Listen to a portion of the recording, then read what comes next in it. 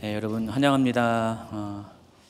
오늘 이렇게 거의 뭐 스콜 수준으로 왔어요. 하늘을 보니까 껌껌한 것도 아닌데 비가 그냥 많이 이렇게 왔습니다. 지금 어떤가요? 바깥에 여전히 비가 내리나요? 안 내리죠? 그래서 우리가 이제 날씨가 막 더워지니까 이 지구 환경, 특별히 한국도 많이 바뀐 것 같습니다. 그래서 여러분, 하나님은 더우면은 비를 내려주셔가지고 더위를 또 식혀주시는 분이시고요. 그래서 우리가 모든 면에서 균형이 필요합니다. 너무 한쪽으로 달궈지면 안 돼요. 하나님이 또 이제 날카로운 지성의 비를 또 내려주셔서 우리가 이렇게 옆으로 새나가지 않도록 균형을 잡혀줍니다. 이 자연에 흐르는 현상 가운데 하나님의 은혜도 우리 가늠할 수가 있습니다. 그래서 오늘 이 시간에는 좀 냉철하면서도 여러분 심령 가운데 다가오시는 말씀으로 다가오시는 하나님을 경험하는 시간 되길 바라고요. 특별히 수요일 날은 좀 다소 약간 긴 시간, 얼마 안 되죠. 1시간 한 30분 내지 40분 그 시간 동안에 또 워낙에 많은 양을 다루기 때문에 어쩔 수 시간이 길어지지만은 이 하나님 말씀의 그 흐름들, 특별히 지금 사무엘 상하를 하고 있는데 굉장히 중요한 이스라엘 역사 가운데 있는 굉장히 중요한 파트입니다. 그때 하나님께서 어떻게 이스라엘 역사 가운데 어떻게 행하셨고 또 그것이 오늘날 우리에게 어떤 의미가 되는지를 좀 이렇게 살펴 헤아리는 귀한 시간 되길 바랍니다. 자, 오늘은 사무엘 하 9장부터 12장까지고요. 오늘 주제가 이제 다윗의 범죄 또 회개 그리고 그 가운데 임하시는 하나님의 은혜에 대해서 다룰 것입니다. 오늘은 이제 9장부터 12장까지 4개 챕터를 다루고 다음 주에는 이제 대를 이어서 또 누가 범죄합니까? 압살롬이 범죄하죠. 그 압살롬에 관한 이야기를 한 번에 다 다루지 못하고 2번에 걸쳐서 압살롬의 범죄에 대해서 다뤄드리도록 할 겁니다. 그래서 오늘부터 이렇게 시작되는 이 이야기는 그 이스라엘 역사 가운데 가장 대단한 왕인, 하나님 앞에 가장 인정받은 왕인, 그리고 영적으로 신앙적으로 성공했던 왕인, 또 우리의 믿음의 본이 되고 어쩌면 이제 신약의 예수 그리스도를 상징하는 이 다윗이 지금까지는 더 어떻겠어요? 승승장구했습니다. 모든 면에서 잘 준비되어지고 또 하나님의 그 원하시는 그 하나님이 통치하시는 이 왕정 국가에 가장 샘플이 되는 그런 모습으로 다윗이 잘 역할을 감당했는데 오늘부터는 이 다윗이 내리막길 인생을 살게 됩니다. 그래서 그 이야기를 좀 중점적으로 할 겁니다. 그 전에 9장이 먼저 좀 들어가는데 이 9장은 8장과 10장 사이에 있는 삽입장에 해당하는 것입니다. 제가 삽입장 개념을 이렇게 여러분에게 가끔 설명하는데 삽입장은 특히 요한계시록의 삽입장이 상당히 많이 나와 있습니다. 그래서 어떤 흐름이 있으면은 중요한 흐름이 쭉 진행되다가 중간에 뭔가 하나가 다른 주제가 끼어들어서 전혀 이렇게 연관성이 없는 같은 이야기들이 딱 던져지게 됩니다. 근데 대부분 이제 이 삽입장의 경우는 전혀 연관성이 없는 건 아니고요.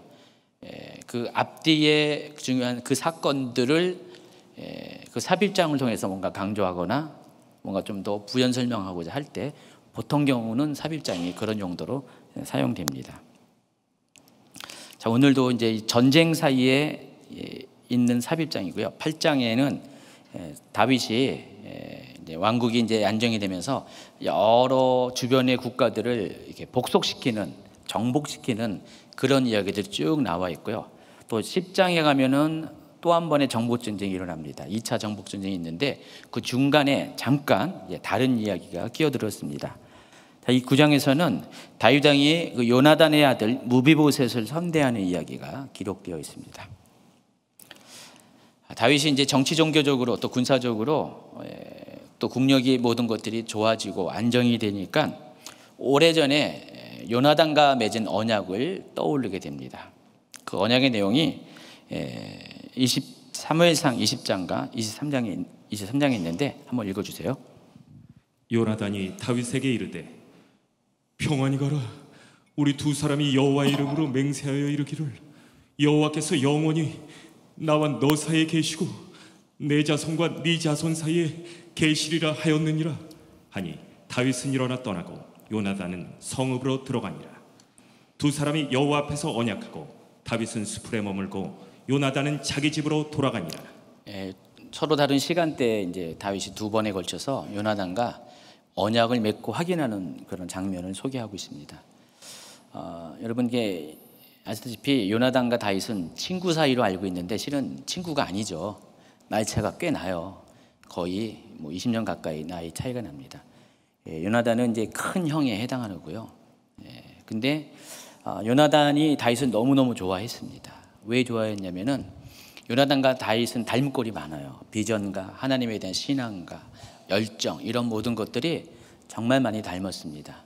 아마 사울이 하나님 앞에 조금만 이렇게 잘 보였다면은 아마 요나단이 이제 왕이 되어서 정말 사울 왕국이 어쩌면 다윗이 후대에 이룬 다윗 왕국처럼 아름답게 만들 수 있는 그런 인물이었습니다.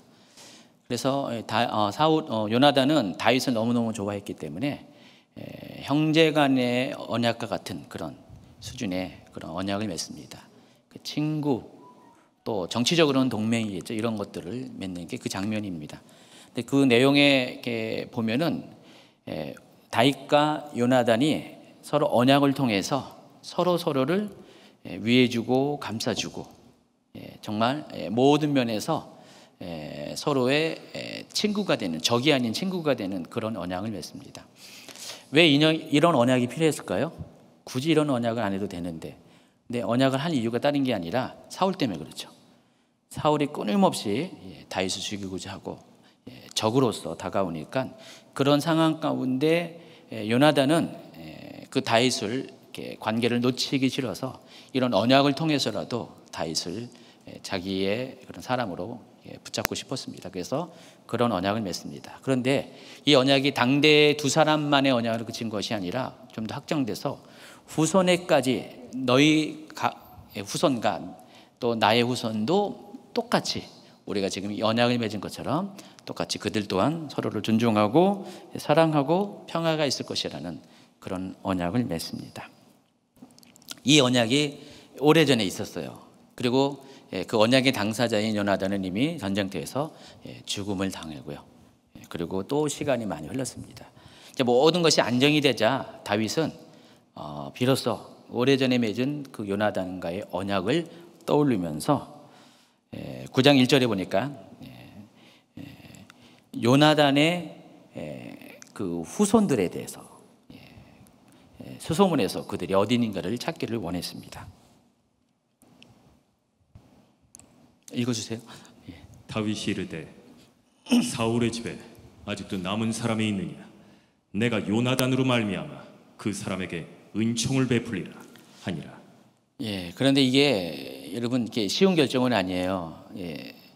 요나단으로 인해서 요나단과 맺은 언약 때문에 사울의 남은 자들을 이렇게 찾아서 그들에게 은총을 베풀 것이다라고 했는데 실은 이게 신하들 입장에서는 달갑지 않은 그런 선택입니다.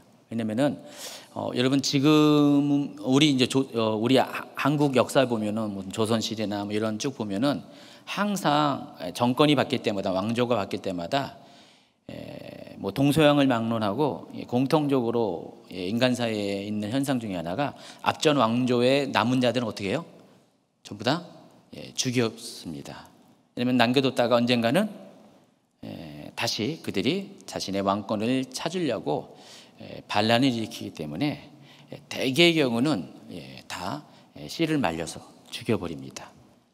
다시는 이제 싹이 나지 못하도록 그렇게 하는 게 일반적인 관습이고요. 이때 당시도 마찬가지입니다. 사울 왕조는 이미 다 멸망했고, 근데 굳이 다윗이 그 남은 자들을 찾겠다는 것은 정말 여기 가장 합리적인 이유가 그 남은 자라도 찾아서 그들을 다 죽여서 정말 이렇게 후환을 없애는 그런 목적이어야 됩니다.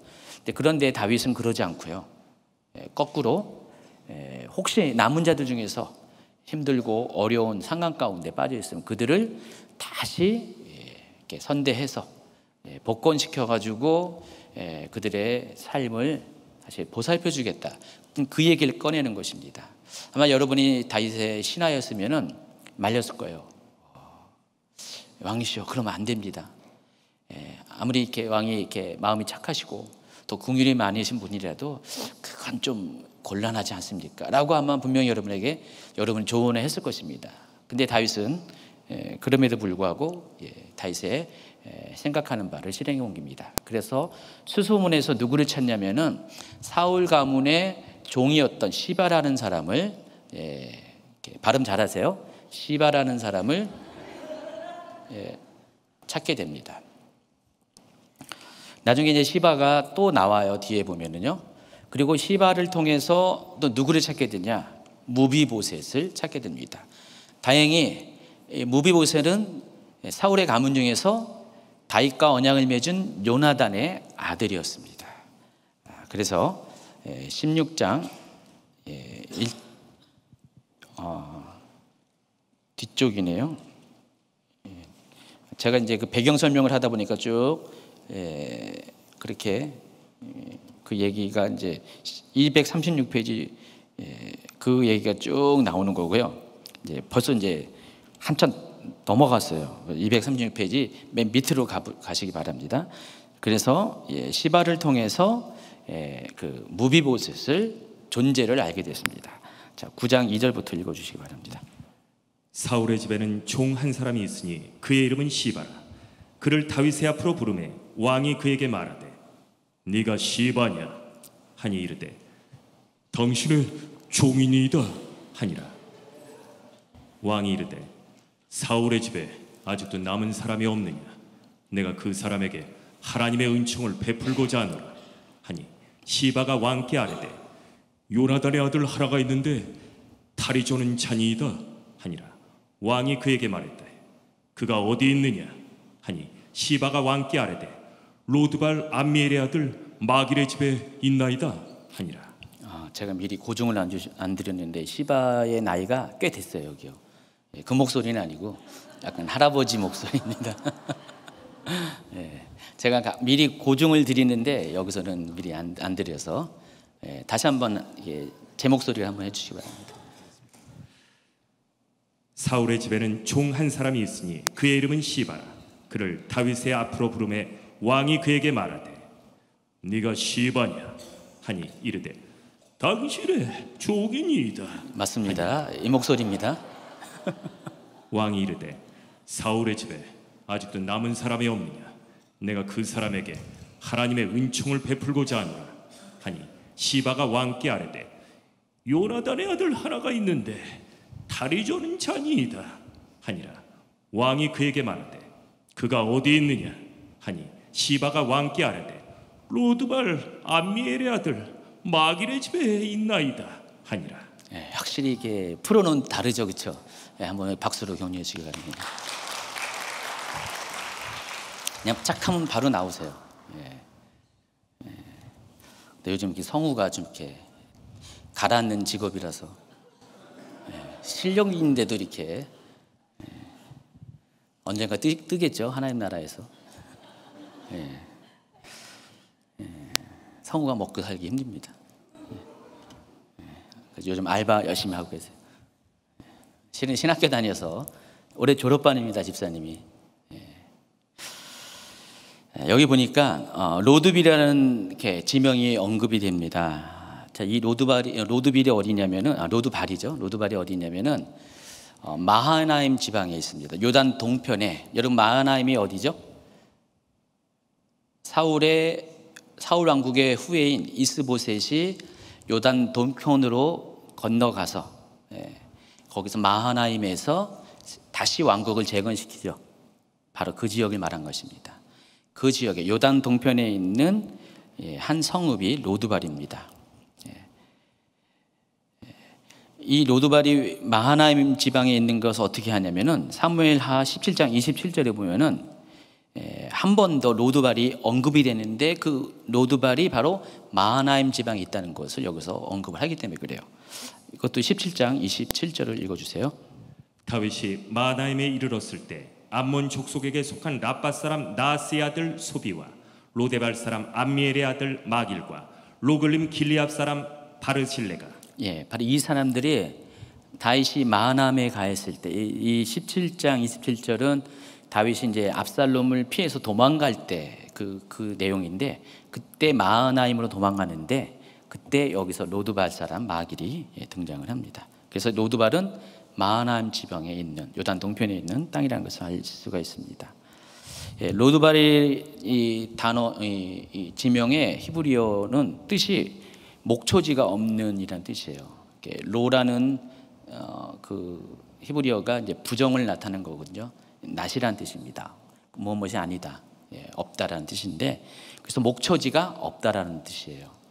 그래서 여기가 아마도 마하나임 지방 중에서는 땅이 척박한 어떤 그런 곳일 가능성이 많이 있습니다. 여기에 마길이라는 사람이 살고 있었고 그 마길이라는 사람이 몰락한 사울 왕가의 후손인 무비보셋을 데리고 있었습니다. 여러분 마하나임에서 이스보셋 왕국이 몇 년 동안 있었죠? 건재했었죠? 2년 동안 있었습니다. 2년 뒤에 이스보셋이 죽으면서 그 완전히 사울 왕국은 완전히 문을 닫습니다. 자, 이때 이 무비보셋이 굉장히 어린 나이였었어요. 여기 보시면은 사무엘하 4장 4절에 보니까 이것도 읽어주세요. 사울의 아들 요나단에게 다리 저는 아들 하나가 있었으니 이름은 무비보셋이라. 전에 사울과 요나단이 죽은 소식이 이스라엘에서 올 때 그의 나이가 5살이었는데 그 유모가 안고 도망할 때 급히 도망하다가 아이가 떨어져 절개되었더라. 깜짝 놀랐네. 아직 초반인데 아직 다들 안 좋는데. 그래서 이 무비보셋이 그때가 이렇게 사울 왕국이 이제 이렇게 마하나임으로 이제 쫓겨갈 때가 5살이었어요. 그럼 2년 뒤에 이스보셋 왕국이 문을 닫았으니까 7살 때가 되면은 무비보셋은 어느 누구 하나 돌봐줄 수 없는 그런 고아가 되어버렸습니다. 이스보셋은 이 무비보셋에게는 숙부에 해당합니다. 왕으로 있었기 때문에 아마 무비보셋에 대해서는 2년 동안 적어도 2년 동안은 무비보셋을 돌봐줬을 거예요. 왜냐하면 거기 같은 마하나임 지방에 있었기 때문에 글로 이제 같이 도망갔겠죠. 근데 자기 숙부가 죽게 되니까 완전히 고아가 됩니다. 자, 그런데 때마침 거기 마길이라는 사람이 살고 있었는데 그 사람이 후한 사람인 것 같습니다. 인정이 많은 사람이어서 사울 왕가의 마지막 남은 이 왕손인 이 무비보셋을 거두어 줍니다. 자기 집에서 살게 합니다. 근데 이 무비보셋이 7살 때부터 고아의 신분으로 쭉 자랐습니다. 자라면서 마길의 도움에 의해서 이제는 커서 결혼도 해서 또 아들도 낳고, 물론 나이가 이렇게 많지는 않았을 거예요. 한 20대 중후반 됐겠죠. 근데 그 기간 동안에 생각해 보세요. 무비보셋의 인생이 어땠을까요? 슬프고 처량하고 갈 것 없고, 참 인생이 정말 문 닫은 왕조의 마지막 남은 왕손이기 때문에 정말 처량한 삶을 살았습니다. 그런 처량한 삶을 살고 있는 무비보셋이 드디어 다윗 왕에게 나옵니다. 이때 그 무비보셋은 다윗을 만났을 때 이렇게 말합니다. 9장 8절. 그가 절하여 이르되 이 종이 무엇이기에 왕께서 죽은 개 같은 나를 돌아보시나이까? 어떻게 보면 이게 죽은 개 같은 나라 할 때는 겸손한 표현 같지만은 실은 아니에요. 방금 말씀드린 그 무비보셋의 인생이 그렇다는 것이죠. 정말 죽은 개 같은 그런 삶을 살았다는 것입니다. 근데 어떻게 그와 같은 나를 왕께서 이렇게 찾아주십니까라고 나름대로 지금 감격에 찬 표현을 하고 있는 것입니다. 그래서 다윗은 이런 무비보셋의 이야기를 들으면서 어떻게 해요? 다윗의 심정 가운데 그 얘기를 들으면서 마음이 짠하지 않았을까요?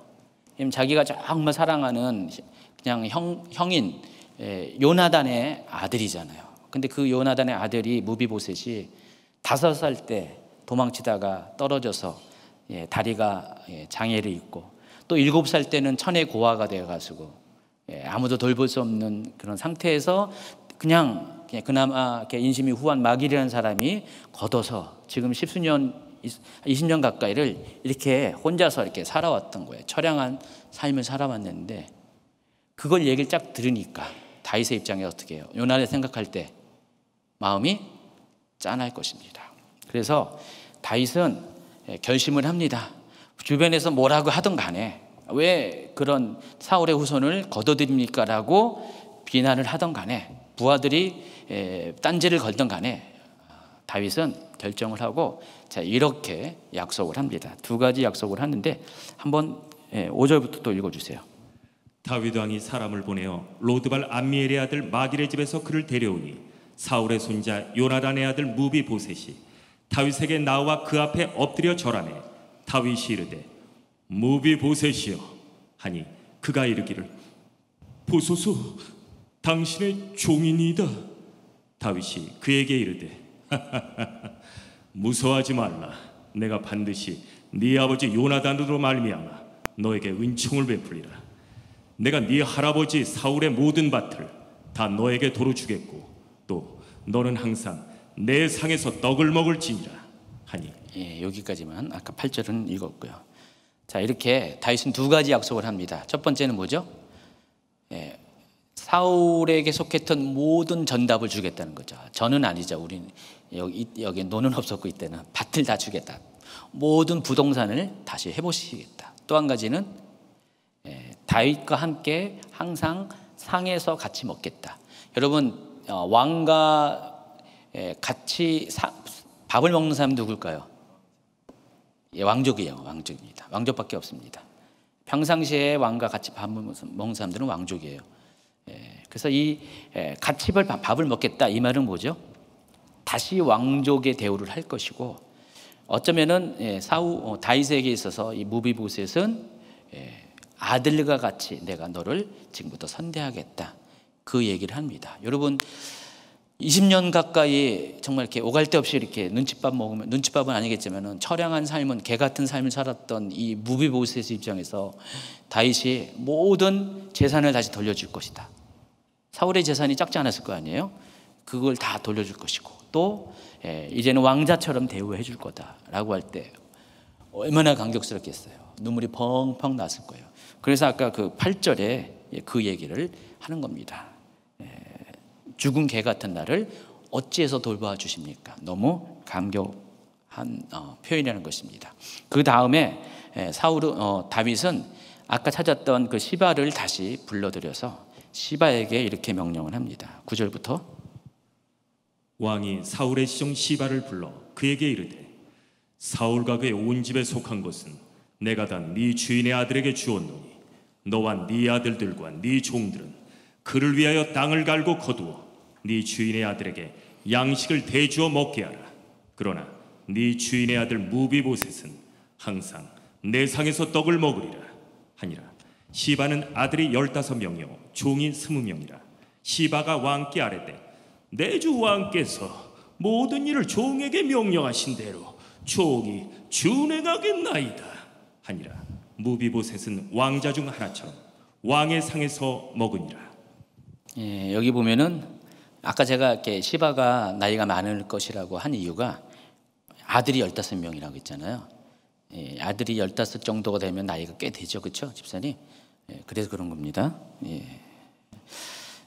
그래서 시바에게 원래 사울이 건재일 때 종으로서 그 집안을 이렇게 건사한 것처럼 똑같이 그 일을 하라는 것입니다. 그래서 나중에 보면 시바가 무비보셋을 모함해요. 모함하는 이야기가 쭉 나오는데 그 개연성이 있는 거예요. 지금 시바는 사울 왕가가 이렇게 멸족이 되면서 아마도 사울의 재산들을 자기가 주인 없는 재산을 가로챘을 거예요. 잘 살고 있는데 어느 날 갑자기 무비보셋이 등장해가지고 사울 왕이 자기가 지금 차지하고 있는 그런 모든 재산을 무비보셋에게 다시 돌려주고 자기는 원위시키는 거예요. 가지고 자기와 자기 자녀들 또 그 딸린 종들이 농사해가지고 무비보셋을 섬기는 일에 그렇게 하라니까 여기서는 이 시바가 어떤 반응을 보이지 않았지만은 마음속에는 불만이 한참 쌓였을 것입니다. 나중에 보면 그래서 그 때가 올 때 무비보셋을 이제 모함하는 장면이 나옵니다. 어쨌든 이처럼 이 다윗은 무비보셋에게 이전에 왕실에 이뤄드렸던 모든 그런 삶과 권위들을 회복시켜 줍니다. 그리고 12절 보면은 무비보셋에게 어린 아들이 한 명 있다 그랬어요. 미가라는 사람이 나오는데 나중에 이제 역대 기록을 쭉 보면은 이 미가 같은 경우는 무비보셋의 아들 미가의 후손들이 또 다윗 시대 때, 다윗 후손 시대 때, 그 다윗 왕국 시대 때 다윗 왕국이 굉장히 중요한 역할들을 많이 합니다. 한마디로 이 후손들이 계속 출세를 해요. 그런 거 보면은 다윗이 요나단과의 한 약속들을 무비보셋과 그 후손들을 통해서 끝까지 다 이렇게 약속들을 언약들을 지켜나가는 것을 우리가 알 수 있습니다. 이처럼 다윗은 하나님과의 맺은 언약도 그렇지만은 사람과의 맺은 언약도 존중히 여기고 또 그 신의를 지킬 수 있는 그런 인품을 가진 사람, 그런 인격을 가진 사람, 그런 그릇을 가진 사람인 것을 알 수가 있습니다. 자, 삽입장이고요. 삽입장이 딱 지나자마자 다시 정복전쟁에 관한 이야기가 또 10장에 등장합니다. 여러분 1차 정복전쟁 때에 다윗이 주변국들을 이제 다 복속시켰는데 그 중에 하나가 암몬 왕국입니다. 근데 이 암몬 왕국에 정치적인 변화가 생깁니다. 왕이 죽고 그의 아들 하눈이라는 사람이 이어서 왕위를 이어받습니다. 자, 그런데 이 하눈은 아버지와는 달리 그 다윗 왕국에 대한 그 정치적 입장이 달랐어요. 그래서 아버지가 죽자마자 다윗은 그를 위해서 암몬 왕국에 사절단을 보냅니다. 조문단을 보냈는데, 근데 이 조문단을 맞이하면서 이 암몬의 관리들이 새로 등극한 이 하눈 왕에게 조언을 합니다. 자, 어떤 조언을 하는지를 한번 보겠습니다. 10장 1절부터 3절까지. 그 후에 암몬 자손의 왕이 죽고 그의 아들 하논이 대신하여 왕이 되니 다윗이 이르되 내가 나스의 아들 하논에게 은총을 베풀되 그의 아버지가 내게 은총을 베푼 것 같이 하리라 하고 다윗이 그의 신하들을 보내 그의 아버지를 조상하라 하니라. 다윗의 신하들이 암몬 자손의 땅에 이르매 암몬 자손의 관리들이 그들의 주 하눈에게 말하되 왕은 다윗이 조객을 당신에게 보낸 것이 왕의 아버지를 공경함인 줄로 여기시나이까? 다윗이 그의 신하들을 당신에게 보내 이 성을 엿보고 탐지하여 함락시키고자 함이 아니니까 하니. 이렇게 부정적인 정치적 조언을 합니다. 이렇게 하게 된 이유가 뭘까요? 당연히 다윗을 믿지 못했기 때문에. 다윗은 앞전에 얼마 전에 잘 입고 있는 자기들을 공격해 와서 정복한 거잖아요. 그들의 입장에서 다윗을 신뢰할 수 있는 건 아니잖아요. 아직은 어떤 깊은 신의의 관계 속에서 이렇게 동맹을 맺은 것도 아니고 다윗이 그들을 정복했고 할 수 없이 그들은 조공 국가가 됐는데 새로 이제 왕이 바뀌면서 젊은 왕의 경우는 아버지와는 입장이 다를 수밖에 없습니다. 그런데 그 틈에 신하들이 아버지의 정책을 따르지 말고 이제는 우리가 그 다윗에서 독립을 해야 된다. 그 얘기를 하고 있습니다. 그래서 하눈 왕은 이 신하들의 의견을 받아들입니다. 실은 받아들이면 안 됐어요. 왜냐하면은 암몬의 힘으로써 이렇게 점점 강성해지는 이 다윗 왕국을 대적할 수는 없거든요. 대적했으면 아버지 때 대적했겠죠. 근데 대적할 수가 없음에도 불구하고 젊은 혈기에 그 선택을 합니다. 그래서 어떻게 하냐면은 다윗이 보낸 그 신하들에게 모욕을 줍니다. 자, 그림에 보면은 이렇게 모욕을 줍니다. 그림 보는 게 빠르죠. 수염의 반쪽을 자르고요. 여기를 딱 면도시키고, 저기 보세요. 여기 아랫돌이, 지금 이게 신하들이 원래는 긴 롱드레스 입어야 정상이에요. 적어도 무릎까지 닿는 옷을 입어야 정상인데, 지금 어떻게 엉덩이가 보이게 갑자기 미니 스커트로 만들어 버린 거예요. 그러니까 얼마나 창피해요. 창피하니까 저 모습을 이렇게 만들어 버린 거예요. 자, 저걸 누구한테 한 거예요, 지금? 사절단에 한 거지만 결국은 다윗에게 한 거잖아요. 그래서 일종의 선전포고와 같은 어리석은 행동을 합니다. 그러니까 한눈이 순간적으로 정치적인 판단 미스를 하면서 저렇게 사절단을 모욕시킵니다. 그래서 이들이 다윗 왕국으로 돌아오게 되니까 다윗이 이들을 성읍으로 불러들이지 않고 여리고에서, 이제 예루살렘에 올라가는 길목인 여리고에서 거기서 멈추게 하고 수염이 다 자랄 때까지 예루살렘에 오지 못하게 합니다. 자, 그러니까 자기들이 한 짓이 있으니까 이 암몬 사람들이 굉장히 두려움을 느꼈죠. 정신을 차리고 보니까 뭔 짓 했지 우리가? 지금 이렇게 대책 없는 짓을 해버린 거잖아요. 그렇게 되니까 이제 이들이 정신을 차리다 보니까 전쟁을 준비하게 됩니다. 아직 다윗이 전쟁을 벌인 것도 아니에요. 그냥 보통의 경우는 다윗이 진노해가지고 먼저 쳐들어가야 정상인데, 다윗은 그러지 않고 그 사이에 이들이 먼저 전쟁을 준비합니다. 그래서 암몬 힘으로서는 다윗 군대를 대적할 수 없으니까 이스라엘의 북쪽에 있는 그 아람 사람들을 용병으로, 돈을 주고 용병으로 모집해서, 여기 보니까 33,000명의 군대를 모집하게 됩니다. 그 이야기가 사무엘하 10장 6절에 있는데 세 번역으로 읽어주시기 바랍니다. 암몬 사람들은 자기들이 다윗에게 미움을 사게 된 줄 알았다. 암몬 사람들은 사람을 보내어서 벤롭의 시리아 사람과 소바의 시리아 사람에게서 보병 2만 명과 마가의 왕에게서 1,000명과 돕 사람들에게서 12,000명을 용병으로 고용하였다. 여기 보면은 4개의 왕국이 등장하는데, 돕은 한 왕국은 아니고 한 지역이고요. 여러분이 지도에 보면은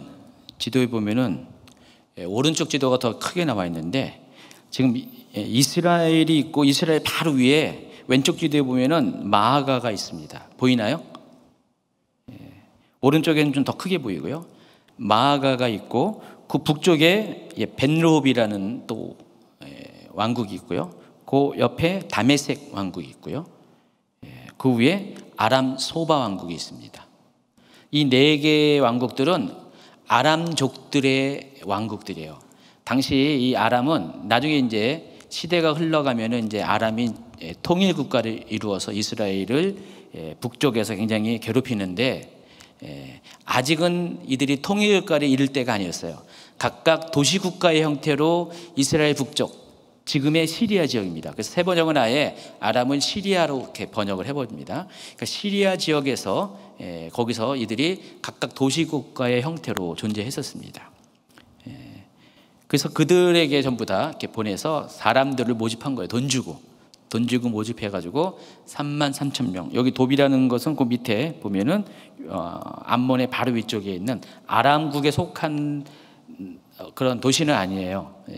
별도의 독립적인 도시인데, 이 사람들까지 합쳐서 모두 33,000명의 용병을 모집합니다.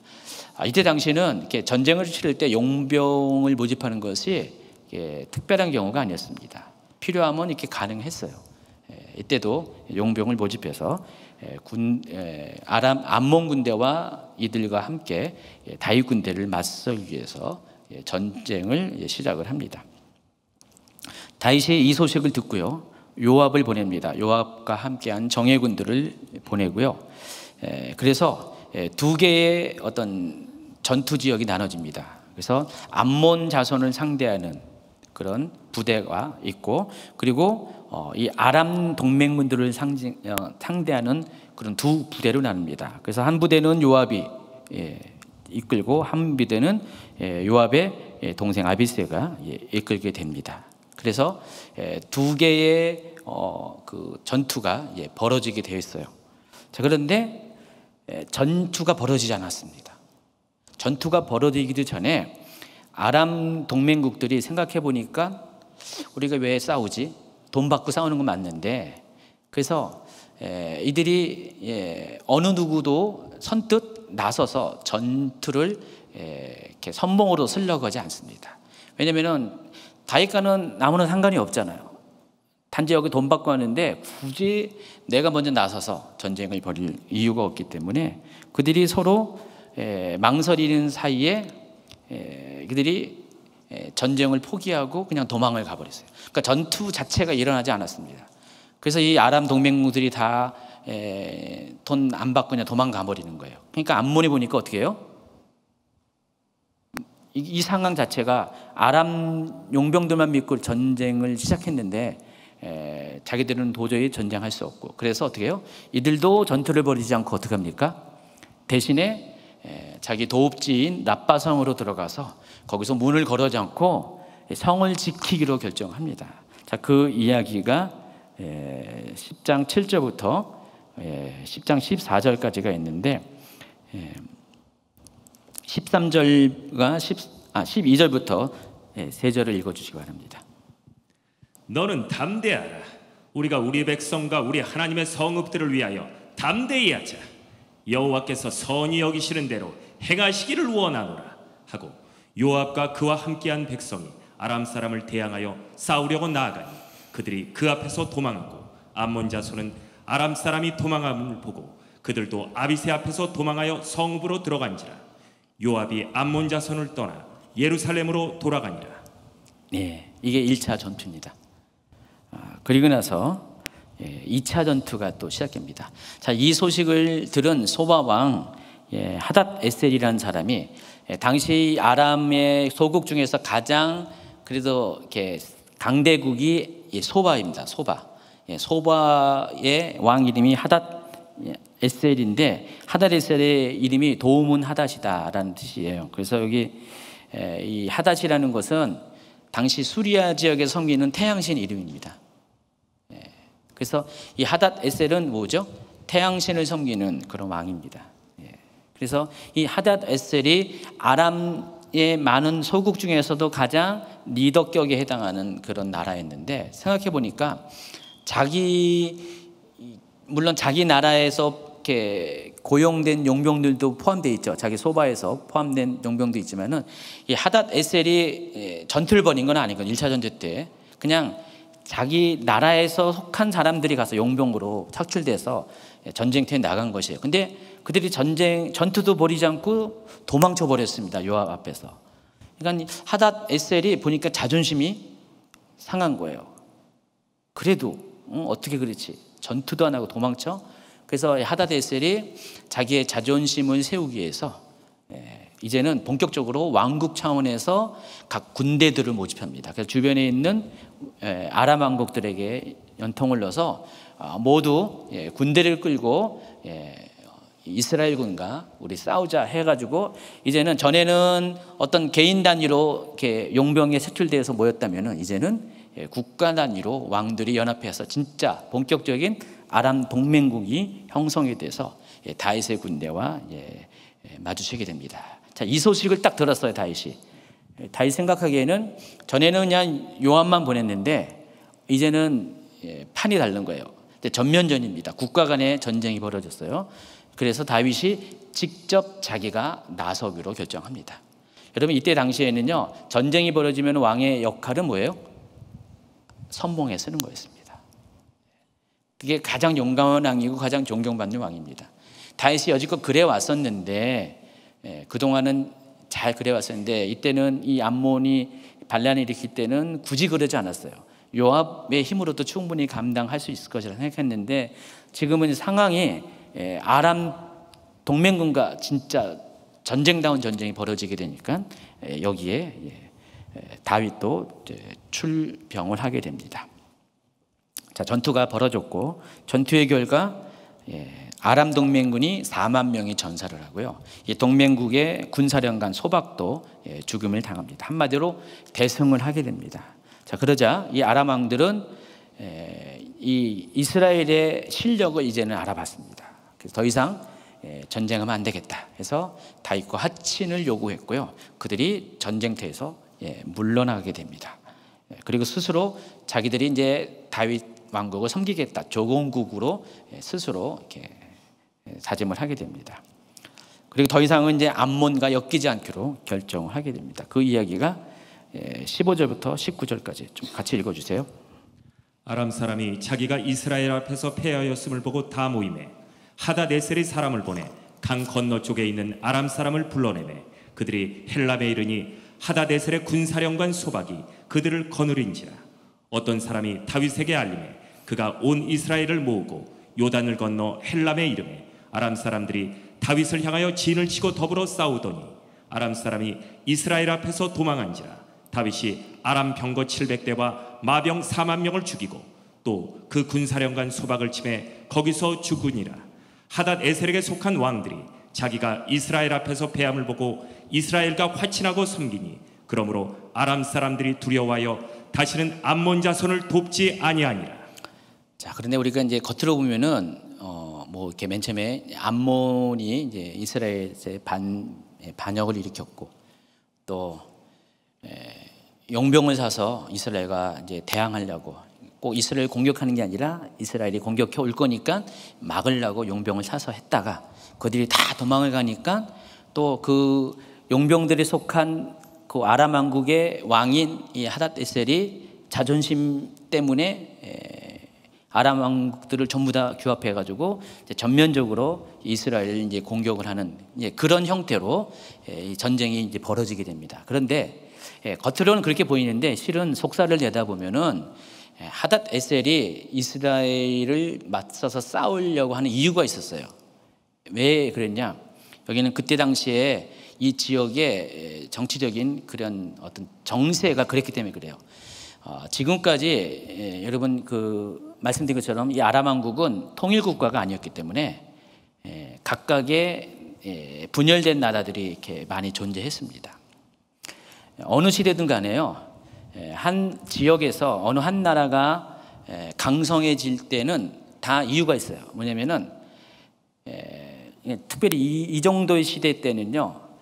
그런 일이 빈번했는데 각각의 대부분은 도시국가의 이게 민족 안에서 한 민족 안에서 그 같은 민족의 뿌리를 가진 사람들이 여러 개의 도시국가 형태로 존재했었어요. 아람도 그랬고요. 대부분 그랬습니다. 그런데 그 중에서 어떤 사람이 강력한 어떤 왕국이 강력한 리더십을 가지고요. 그 자기 같은 민족적인 뿌리를 갖고 있는 그런 다른 소국들을 규합해 가지고요. 통일 왕국이 돼버리잖아요. 그때부터는 상황이 달라진다는 것입니다. 지금 다윗이 그런 경우였습니다. 다윗이 통일 왕국이 됐잖아요.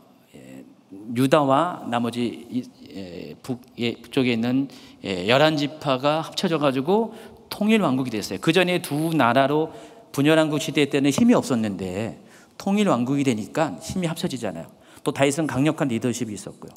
그러다 보니까 주변의 소국들을 점점 정복해 가지고요. 다윗의 땅덩어리가 갑자기 요만했다가 이만큼 커지는 거예요.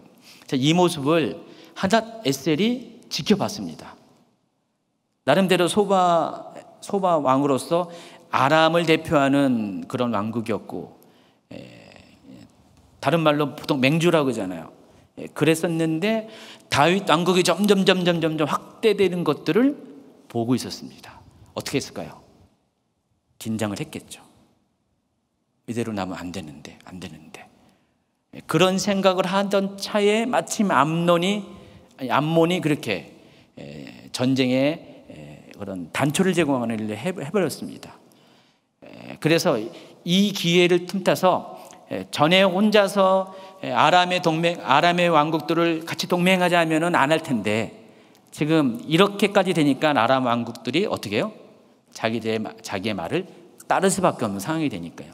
자연스럽게 아람이 동맹으로 뭉쳐지게 됩니다.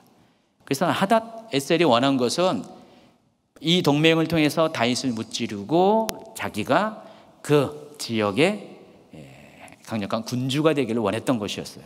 바로 그 정치적인 속셈이 있었다는 것입니다. 그래서 전쟁을 벌인 것인데 어떻게 해요?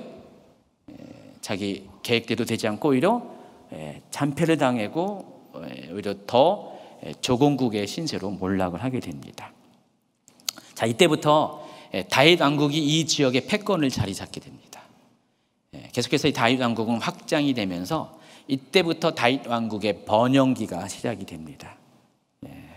어쨌든 하나님께서는요, 에피소드로 지나갈 수 있는 이 한운왕의 그 분별력 없는 그 정치적 미스 때문에 작은 사건이 끝날 수 있는데 이거 점점 어떻게 돼요? 사건이 확장되고 또 전면적으로 이렇게 전면전으로 전쟁이 벌어지면서 결국 어떻게 돼요? 처음에는 의도하지 않았었는데 하나님께서 이 역사를 이끌어가면서 다윗을 어떻게 해요? 이 지역의 중심 인물로, 다윗 왕국을 이 지역을 지배하는 왕국으로 만들어 가셨다는 것입니다. 그래서 우리가 역사 뒤에는요, 아무리 이렇게 실수가 있고 아무리 어떤 이렇게 우연찮은 일이 있다 할지라도 하나님께서 어떻게 해요? 하나님의 역사를 하나님이 이끌어 가시는데 누구를 위해서 이끌어 갑니까? 하나님의 뜻을 이루는 그 사람을 위해서. 그 사람이 다윗이고요. 그래서 하나님은 다윗을 위해서 이 모든 일들을 허용하신 거죠. 계획하셨다라기보다도 그들의 어리석음 때문에 벌어진 일이지만 그걸 통해서 하나님께서는 결국 열매는 다윗 왕국이 이 지역의 패권국으로 부상케 하는 그런 일들을 이끌어 오셨다는 것을 아시기 바랍니다. 자, 그래서 이제 정복 전쟁이 이제 웬만큼 끝나게 됩니다. 그래서 이제 다윗은 이제는 북쪽 지역까지 다 장악을 합니다. 그러니까 다윗 왕국이 굉장히 넓어졌어요.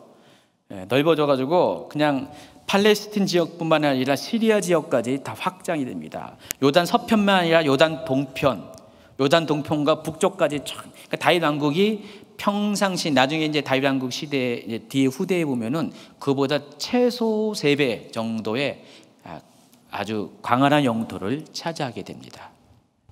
그래서 이 지역에서 더 이상 다윗을 건드릴 수 있는 사람이 없어요. 그만큼 다윗은 강력한 왕이 되었습니다. 그래서 정치적인 면에서 다윗은 안정을 이뤘고 영적인 면에서도 우리 6장과 7장에 보면은 언약궤를 다윗성에 갖고 들어오면서 하나님과 언약을 맺는 장면이 나오고요. 또 군사적인 면에서 지금 방금 얘기했던 이 10장까지 보면서 이제는 다윗의 왕국의 지경이 확대되면서 더 이상 이곳에서 다윗 왕국을 위협할 수 있는 대적은 없게 됩니다. 자, 그랬더니 다윗이 어떻게 돼요? 그때부터 다 모든 것이 다 이루어지면 어떻게 해요? 목표가 없어지면 어떻게 되죠? 한눈을 팔 수밖에 없습니다. 이때부터 다윗은 어떤 한 가지 사건으로 인해서 인생의 내리막길을 경험합니다. 지금까지는 오르막길이었는데 이때부터 내리막길을 걷게 되는데 그 내리막길을 걷게 하는 그 전환점이 되는 게 사무엘하 11장이라는 것입니다. 그래서 이 사무엘하 11장에서는요 밧세바라는 한 여인과 간음하는 사건이 벌어지고요. 또 이를 덮기 위해서 밧세바의 남편인 우리아를 살해하는 그런 범죄 사건이 일어나게 됩니다. 그래서 이 11장의 사건을 통해서 12장부터는요 계속해서 다윗 그 가문과 그 왕국의 여러 가지 안 좋은 일들이 막 벌어지게 됩니다. 그래서 12장에 보면은요 이 결과 그 다윗과 밧세바의 간음으로 태어난 아이가 먼저 죽게 되고요. 13장에서는요 다윗의 아들 암논과 다말이 근친상간하는 장면이 나오고요. 또 이 사건으로 인해서 압살롬이 다말의 오빠 압살롬이 암논을 보복 살해하는 사건이 일어나고요. 또 14장부터 19장까지는 다윗의 아들 압살롬이 다윗을 반역하는 사건. 또 20장에는 세바라는 사람이 또 다윗을 반역하는 사건. 또 21장의 초반부에는 3년 동안 다윗 왕국에 기근이 일어나는 사건. 이런 일련의 사건들이 계속해서 연속적으로 일어나게 됩니다. 그런데 이 모든 사건들이 일어나는 시발점이 뭐라고요? 11장에 있는 밧세바와의 간음 사건, 그리고 우리아를 살해하는 사건이 바로 이 모든 재앙들이 일어나게 하는 시발점이 됐고요. 그래서 하나님께서 다윗의 인생을 지금까지는 10장까지는 승승장구에서 오르막길을 걷게 했다면 이제는 그 피크 포인트에서 내리막길로 하염없이 추락하게 하는 그런 이야기가 오늘 이제 11장부터 벌어지게 된다는 것입니다. 11장 1절을 읽어주세요. 그 해가 돌아와 왕들이 출전할 때가 되매 다윗이 요압과 그에게 있는 그의 부하들과 온 이스라엘 군대를 보내니 그들이 암몬 자손을 멸하고 랍바를 애워쌌고 다윗은 예루살렘에 그대로 있더라. 여기 보면 그 해가 돌아왔다라고 이렇게 표현을 했는데, 자, 이것은 이제 다른 번역으로 하면은요, 그 다음에 봄이 되었다. 그러니까 새 번역으로 보면 그 다음에 봄이 되었다라고 표현합니다. 그래서 자, 이 그 해가 돌아왔다는 것은 새로운 해가 되었다는 것인데, 새로운 해는 이스라엘은 여러분 달력이 3개 있다는 거 아시죠? 전통적인 달력이 유대력이고요. 유대력의 1월은 언제죠? 아빗월입니다. 3월 중순에서 4월 중순, 태양력으로는 봄 시즌에 해당하는 거죠. 아빗월이고요. 그리고 이제 민간력이 있죠. 종교력이라고도 부르기도 하고, 이 민간력은 9월이 나팔절부터 1월이에요.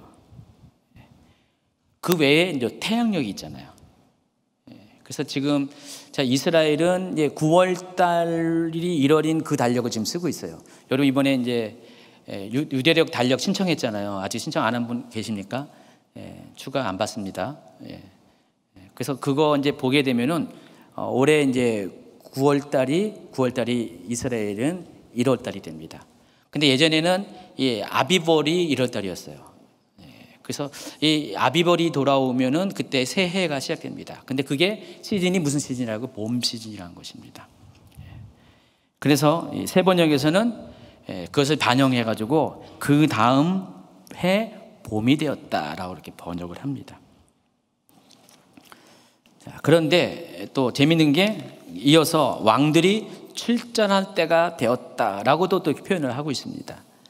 근데 여기서 이 표현이 왕들이 출전할 때가 되었다는 것은 2가지 의미가 포함되어 있습니다.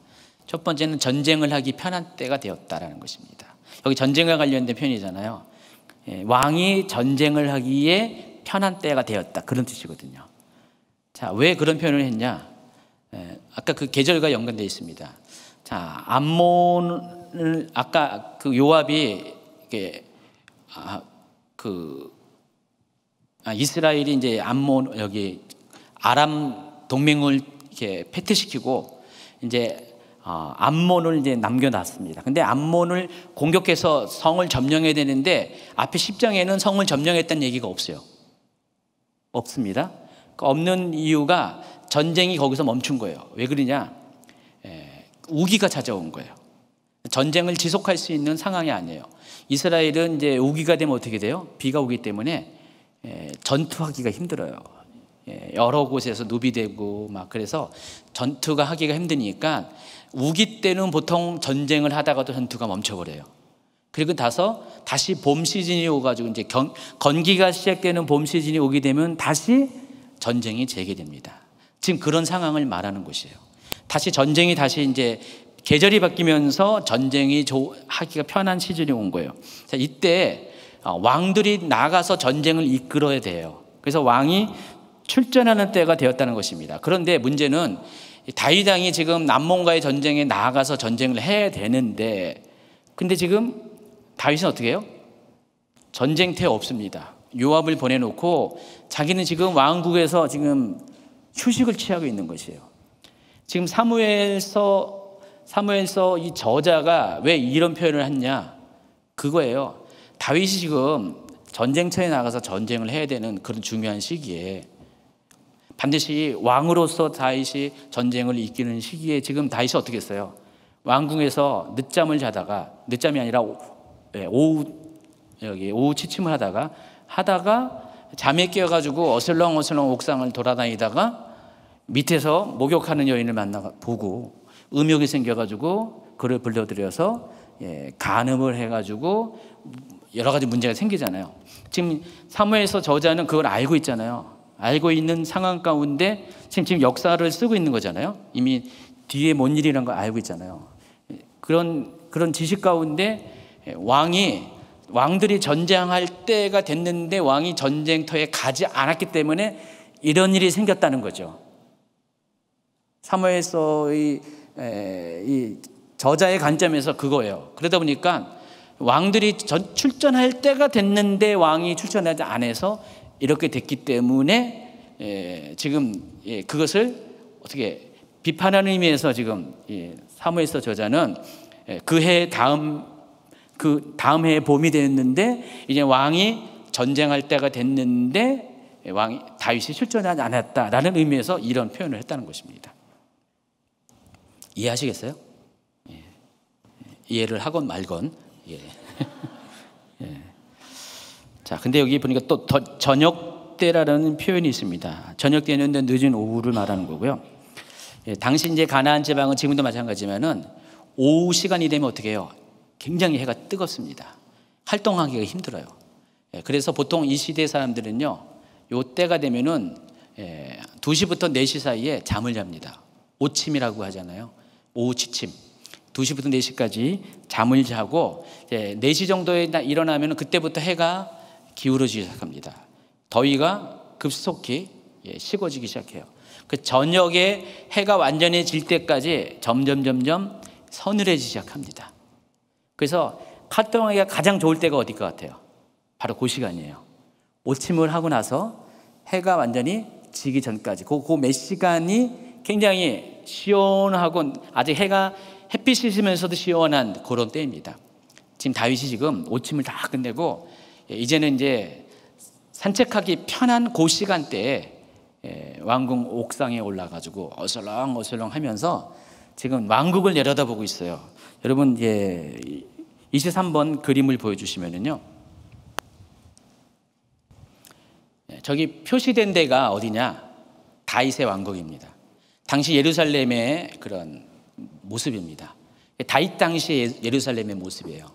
사진 찍은 거 아니고 이제 그림 그려놓은 건데, 저기 보면은 그 당시 그 예루살렘은 그렇게 크지 않았어요. 몇 명 살겠어요. 저기 기껏해야 몇천 명밖에 안 살 거 아니에요. 그런 성읍이었습니다.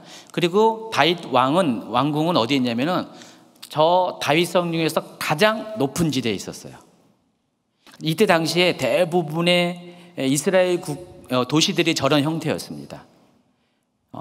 그때 당시는 이렇게 적이 들어올 때 그 성을 지키기 위해서 대부분 높은 고지 위에, 보통은 이제 평야지대에서는 텔이라는 지역이 있죠. 텔이라는 지역에다가, 그러니까 약간 이렇게 솟아오르는 그 지형에다가 도시를 건설합니다. 그래서 그 텔 안에 있으면서 바깥을 다 볼 수가 있는 것이에요. 그 중에서 가장 높은 데가 바로 거기 행정관청이 존재합니다. 그게 만약에 왕이었다면 왕궁이 바로 거기에 있습니다. 지금 예루살렘도 마찬가지입니다. 가장 높은 곳에 다윗의 궁전이 있었습니다. 그리고 그 궁전 중에서 가장 높은 옥상에 지금 다윗이 올라가 있는 거예요. 그래서 지금 이제 뜨거운 해도 이제 바람도 이제 시원하기 시작하고 아직은 해가 남아 있는 상태에서 다윗은 저기를 쭉 이렇게 보고 있는 거예요. 뭘 보고 있을 것 같아요? 자기 왕국을 바라보고 있는 거예요. 그러니까 밑에 있는 집들을 다 보는 거예요. 저기 요압 집 아닌가 하면서 저기 누구 집이지 하면서 이렇게 바라보고 있는 것이에요. 그런데 갑자기 눈에 확 뭐가 들어왔습니다. 뭐가 들어왔는지 한번 보여줄까요? 26번 그림을 한번 보시기 바랍니다. 저기 보이죠? 이때 당시에 다윗 시대 때 이스라엘의 전통 집 구조입니다. 이때 당시에 이스라엘은 보통 4개의 방으로 이루어진 집입니다. 그리고 2층으로 되어 있어요. 지금도 이제 저쪽 갈릴리 북쪽에 보면은 탈무드 마을이 1세기, 2세기경에 실존했었던 우리나라의 민속촌과 같은 그런 마을이 있는데 제가 거기 가봤는데 다행히 그때 당시에 거의 한 1800년, 1900년 전에 지어진 그때 당시의 가옥이 보존이 되어 있어요. 거기 가면은 우리나라 옛날 그 좁은 골목길 그런 형태로 거기도 이렇게 마을이 구성되어 있는데 대부분의 집들이 저런 식으로 되어 있었어요. 실제적으로 보여줄게요. 그 밑에 그림 저런 식으로 되어 있습니다. 밑에는 뭐가 있죠? 가축들을 막사가 있습니다. 축사가 있습니다. 가축들이 저 밑에서 있어요. 그리고 사람 사는 집은 어디 있냐면은 위층에 있어요. 다시 이제 첫 번째 그림으로 가면은요, 위층에 집이 있습니다. 근데 이 방 중에서 방 하나는요, 지붕이 없어요. 나머지 방들은 다 지붕이 있는데 막혀 있는데 방 하나는 지붕이 없습니다. 그리고 그 지붕 없는 방에서 지붕이 없는 이유가 두 가지 용도 때문에 그래요. 첫 번째는 요리를 거기서 하는 거예요. 그러니까 어떻게 해요? 빠져나가야 되잖아요. 연기가 빠져나가야 되니까. 그때 당시엔 다 어떻게 해요? 화덕에다가 밀가루로 빵을 만든 거기 때문에 연기가 나잖아요. 그러니까 그것 때문에 저렇게 이렇게 지붕 없는 구조로 방 하나를 만듭니다. 부엌의 용도가 있고요. 또 한 가지는 씻는 목욕하는 곳이 바로 저기였어요. 자, 거기는 누가 있겠어요? 주로 여인이 있는 거죠. 지금 밧세바가 다윗을 유혹하려고 일부러 다윗이 보이는 데서 뭐 목욕을 한 게 아니에요. 더군다나 이제 오늘 이 장면을 보면은 밧세바가 왜 여기 목욕을 할 수밖에 없는 이유가 나와요. 지금 밧세바는 여인들이 한 달에 한 번 하는 생리주간이었어요. 그리고 이 율법에 의하면은 청결하게 해야 되거든요. 나름대로 지금 밧세바는 율법을 지키면서 그 자기 정결하지 못한 몸을 씻는 것이에요. 여기 단어에 쓰이는 이 목욕하다라는 단어도 전신 목욕을 의미하는 단어를 사용했습니다. 그냥 뭐 손과 발을 얼굴만 닦는 수준이 아니라 완전히 몸 전체를 전신 목욕하는 그런 상황이었습니다. 왜냐하면 하체를 닦아야 되니까 그럴 수밖에 없잖아요. 그런 상황에서 이 밧세바는 다윗과는 상관없이 자기 집에서 집 구조에서 목욕할 수 있는 방이 저기이기 때문에 저기 있었던 거예요. 목욕을 하고 있었는데 때마침 다윗이 옥상에 올라간 거예요. 실은 밧세바가 저렇게 할 수 있는 이유가 다른 곳에서는 자기 집이 안 보이거든요. 저렇게 있는 거.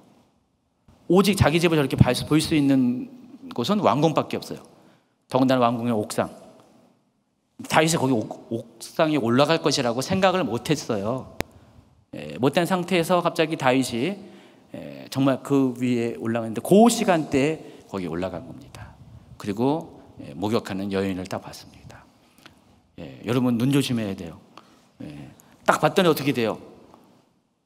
레이저가 갑자기 밧세바에게 날아갔습니다. 완전히 밧세바가 예뻤는지 안 예쁜지는 몰라요. 영화 같은 데 보면 약간 예쁘게 나오는데 예쁠 수도 있고 안 예쁠 수도 있는데 아마 어쨌든 다윗이 이렇게 마음이 뺏긴 이유가 여인이 목욕하는 장면을 본 거예요. 실은 이 다윗의 왕궁과 우리아의 집은 큰 차이가 없어요. 기껏해야 몇십 미터 떨어진. 당시만 해도 뭐 저런 아까 그 구조에서 그런 구조에서 뭐 이렇게 멀리 떨어진 것도 아니거든요. 그러니까 여기서부터 이거보다는 더 되겠죠. 어쩌면 정말 눈으로 바로 볼 수 있는 멀리 떨어지지 않는 곳에서 다윗만 옥상에 있는 왕궁 옥상에 있는 다윗만 볼 수 있는 그 조망 각도에서 밧세바를 보게 된 겁니다. 그래서 다윗은 밧세바를 불러드립니다. 그래서 여러분 인간의 원초적인 죄는 보는 것에서부터 시작합니다. 여러분 창세기 3장에 보면은 그 선악과를 이렇게 따먹을 때 세 가지였잖아요. 먹음직하고 보암직하고 지혜롭게 할 만큼 탐스럽다 그랬습니다. 어쨌든 그 모든 세 가지의 그 욕심이 발동하는 것의 첫 번째 것은 뭐예요? 보는 것으로 시작한 것입니다. 쟤는 볼 때 들어옵니다. 그래서 여러분 보는 것 조심해야 되죠. 보게 되면은 잘못 보게 되면 어떻게 해요? 아무리 성군인, 아무리 하나님 앞에 온전한 사람이라고 하는 다윗조차도 어떻게 해요? 죄의 유혹에 넘어갈 수밖에 없습니다. 더군다나 지금 다윗은 어떻게 해요? 깨어있지 않았어요. 깨어있긴 깨어있지만은 긴장된 상황이 아니었어요. 지금 전쟁터에 지금 전쟁이 벌어지고 있고 부하들은 다 가 있고 원래는 자기도 왕들이 출전하는 때라서 가야 되는데도 가지 않고 탱자탱자 지금 이렇게 왕궁에서 그러고 있다가 오침을 하고 나서 막 기저귀를 피고 이제 그냥 한가로이 옥상을 거닐다가 그런 일이 생긴 것입니다. 어쨌든 이렇게 밧세바를 이렇게 범했고요. 강제로 범했겠죠. 그리고 나서 다윗은 밧세바가 임신했다는 소식을 듣게 됩니다. 이 소식을 딱 들을 때 다윗은 어떻게 생각했을까요? 나중에 이제 뒤에 보면은 오늘 뒷부분에 아마 제가 설명하겠지만은 자, 이 일이 알려지는 것은 다윗에게는 여러 가지 문제가 많이 발생합니다.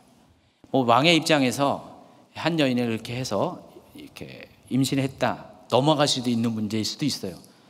근데 넘어갈 수 없는 게 두 가지가 걸립니다. 첫 번째는 간음죄에 해당하는 거 얘기예요. 왜냐면은 밧세바는 우리아의 아내였어요. 또 한 가지는 다윗이 지금 전쟁터에 있어야 되는데 어떻게 해요? 아무리 왕이지만은 전쟁터에 있지 않은 직무유기입니다. 그 사이에 이런 일이 벌어졌어요. 이게 만약에 다 드러나면 어떻게 해요? 지금까지 쌓아올린 다윗의 명성, 권위, 존경심이 차곡차곡 무너지게 되어 있습니다. 자, 그래서 다윗은 이것을 두려워했고요. 그래서 아주 심플하게 해결하려고 했습니다.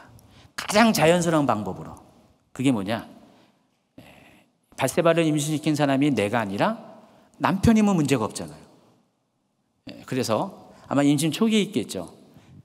지금처럼 무슨 DNA 판별벽이 나온 게 아니니까 충분히 속일 수가 있어요. 그래서 밧세바와 남편 우리아가 사이에서 낳은 아기로 숨기기 위해서 어떻게 해요? 전쟁터에 있는 우리아를 끌어들입니다. 그래서 다윗은 요압에게 기별을 합니다. 11장 6절부터 읽어주세요. 다윗이 요압에게 기별하여 햇사람 우리아를 내게 보내라 하매 요압이 우리아를 다윗에게로 보내니 우리아가 다윗에게 이르매 다윗이 요압의 안부와 군사의 안부와 싸움이 어떠했는지를 묻고 그가 또 우리아에게 이르되 네 집으로 내려가서 발을 씻으라 하니 우리아가 왕궁에서 나가매 왕의 음식물이 뒤따라가니라. 자, 그래서 이 다윗은 처음에는 그렇게 크게 신경 안 썼어요. 이 정도 하면은 다 해결될 줄 알았습니다. 생각해 보세요. 우리아가 전쟁터에 있는데 왕이 불렀어요. 왕이 부르면서 실은 별거 아닙니다. 특별한 용도가 있어서 부르는 게 아니라 전쟁터 어떠냐, 요압은 잘 있냐, 전쟁은 어떻게 되냐 이런 걸 물으면서 여기까지 왔으니까 수고했으니까 하루 너희 집에 가서 쉬었다가 가라. 더군다나 뭐예요? 왕이 먹는 진수성찬을 지금 같이 뒤따라가서 보냈습니다. 이 말은 뭐예요? 보상의 의미에서 수고했으니까 좋은 음식 먹고 하루 잘 쉬었다가 전쟁터로 가라. 그렇게 한 겁니다. 이 정도면은 여러분은 어떻게 했어요? 여기 이명록 이사님 어떻게 했어요? 너무 고맙잖아요. 왕이 나를 인정해주고 선대해주고 다윗 왕이요 너무 감사합니다 하면서 어떻게 해요? 감격에 빠져가지고 그냥 가서 하루 그냥 푹 아내 옆에 오래동안 못 본 아내 옆에서 잠을 자고 편히 있다가 휴식 취하고 갔어야 정상이죠. 근데 이 우리아가 어떤 우리아예요? 한마디로 뭐예요? 예? 그런 사람 뭐라고 그러죠? 앞뒤가 막힌 건 아니고 너무 충직하고, 그러니까 이 우리아가 그러지 않고 어떻게 해요? 우리아 생각에는 자기 동료들이 지금 전쟁터에서 지금 바깥에서 이슬을 맞고 자고 있는데 어찌 나만 이럴 수가 있냐? 보통은 왕이 이 정도까지 했으면은 당연히 왕의 말에 순종을 했어야 되는데 우리아는 왕의 말을 따르지 않습니다. 11장 11절 한번 읽어주세요. 우리아가 다윗에게 아뢰되 언약궤와 이스라엘과 유다가 야영 중에 있고 내 주 요압과 내 왕의 부하들이 바깥들에 진치고 있거늘 내가 어찌 내 집으로 가서 먹고 마시고 내 처와 같이 자리이까? 내가 이 일을 행하지 아니하기로 왕의 살아계심과 왕의 혼의 살아계심을 두고 맹세하나이다. 아마 이게 다윗이 이 얘기를 때 만약에 다윗의 개인적인 일이 아니었으면 다윗은 어떻게 했어요? 와, 대단하다 우리야.